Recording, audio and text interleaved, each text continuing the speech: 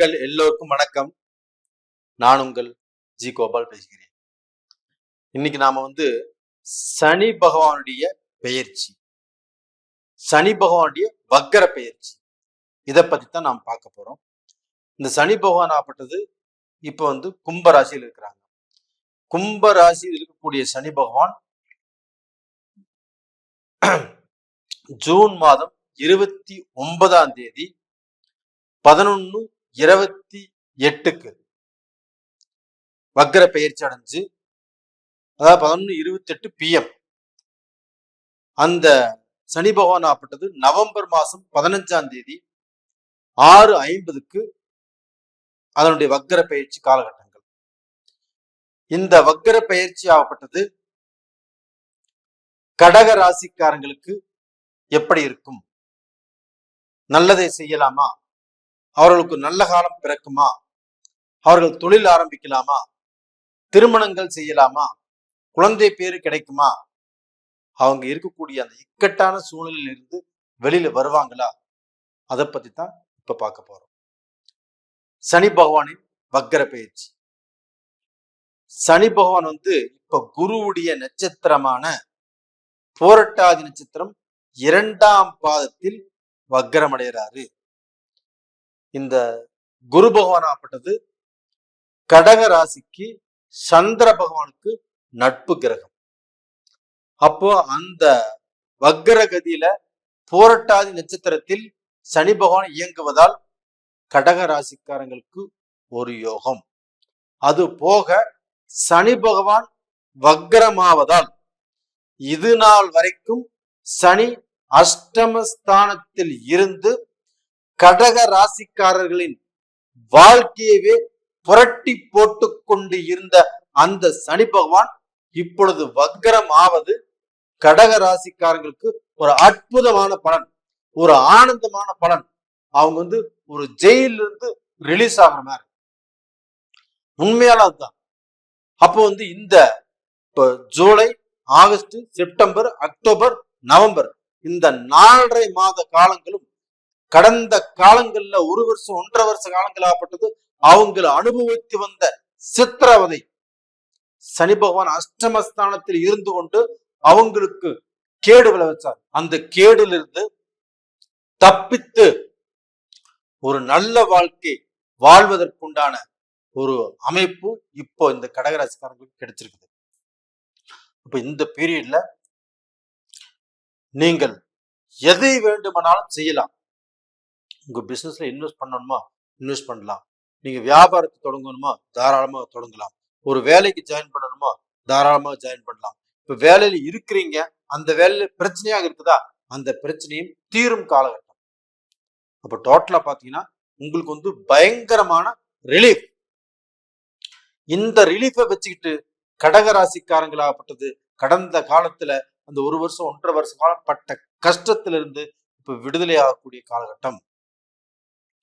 அப்போ கடந்த காலத்துல குடும்ப ரீதியாக பிரச்சனையை அனுபவிச்சீங்க, தன்னுடைய மக்களால பிரச்சனை அனுபவிச்சீங்க, நண்பர்களால பிரச்சனை அனுபவிச்சீங்க, உறவினர்களால பிரச்சனை அனுபவிச்சீங்க, தொழில பிரச்சனை நடந்துச்சு, உங்க நம்பினவங்களும் நயவஞ்சம் பண்ணாங்க. இத்தனை சிக்கல்ல இருந்தும் இந்த பீரியட்ல கண்டிப்பாக ஒரு நல்ல ஒரு அற்புதமான ஒரு காலகட்டத்துக்கு வந்துட்டீங்க. அப்ப இந்த காலகட்டத்தில இருந்து கண்டிப்பாக உங்க முகத்துல ஒரு நல்ல கலை, ஒரு நல்ல திருப்தி, நான் எதையுமே சாதிச்சிருவேன் அப்படிங்கிற தன்னம்பிக்கை, அந்த தைரியமும் இப்ப உங்களுக்கு வரணும். அந்த தன்னம்பிக்கையும் தைரியத்தாலதான் கண்டிப்பாக நம்மளுக்கு எல்லாமே பாசிட்டிவா நடக்க போகுது அப்படிங்கிற நம்பிக்கையை நீங்க உணர போறீங்க. இது நடக்க போகுது. அப்ப டோட்டலா பாத்தீங்கன்னா கடகராசியில பிறந்தவங்களுக்கு இது ஒரு அற்புதமான காலம்.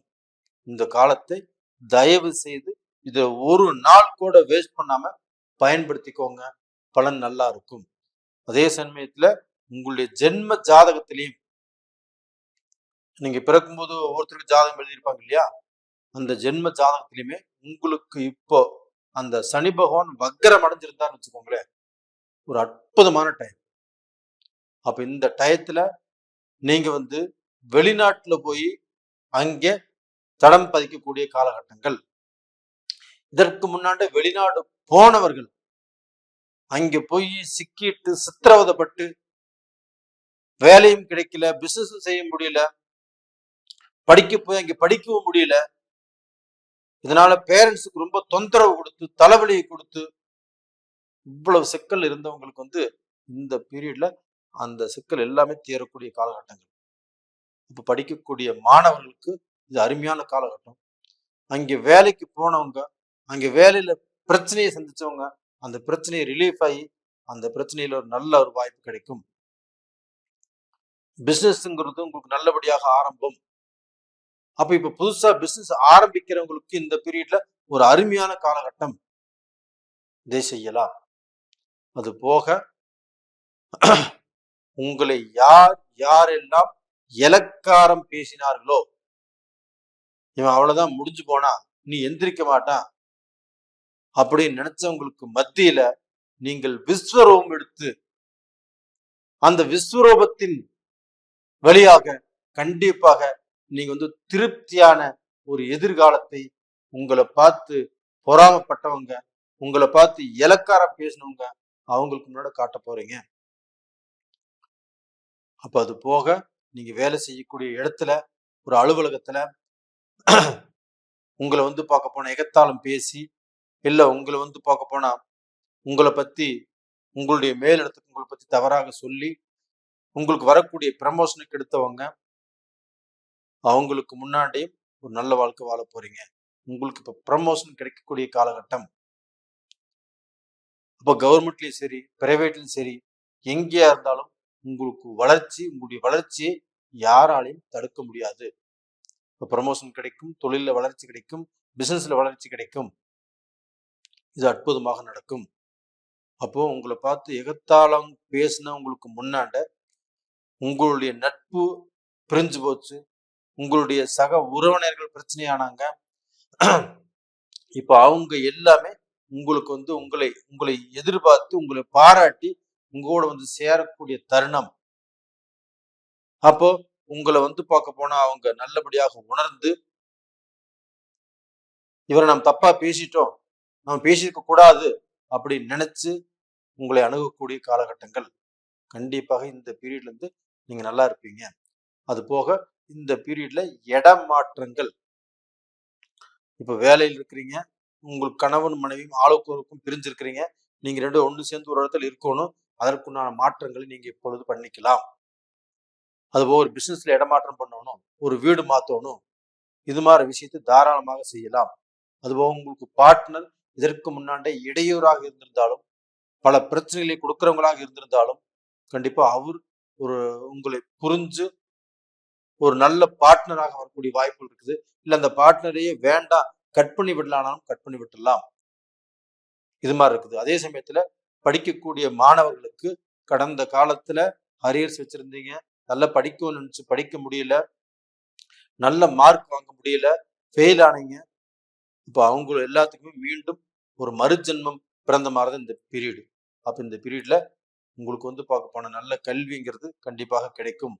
இந்த பீரியட்ல கவர்மெண்ட் சம்பந்தப்பட்ட எக்ஸாம் எழுதுறவங்க, டிஎன்பிஎஸ்சி எக்ஸாம் எழுதுறவங்க, அவங்க எல்லாத்துக்குமே ஒரு நல்ல ஒரு வழிபிறக்கும். அதில் கண்டிப்பா பாஸ் ஆவீங்க, சக்சஸ் பண்ணுவீங்க.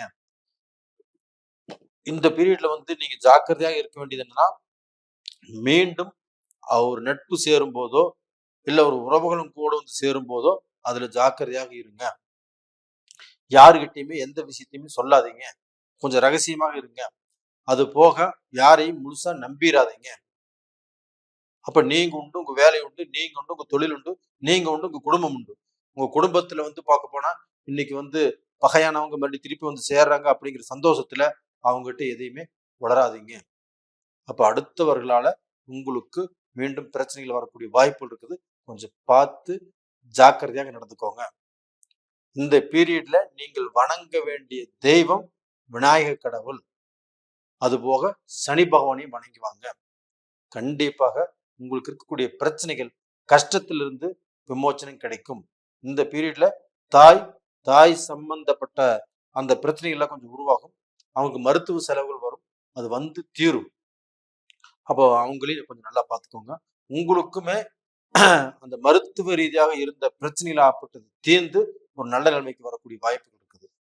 இப்ப நேயர்களே, இந்த பதிவு பிடிச்சிருக்குன்னு நினைக்கிறேன். பிடிச்சிருந்தா லைக் பண்ணுங்க, சப்ஸ்கிரைப் பண்ணுங்க, ஆல் அப்படிங்கிற பெல் பட்டனை பிரஸ் பண்ணிக்கோங்க.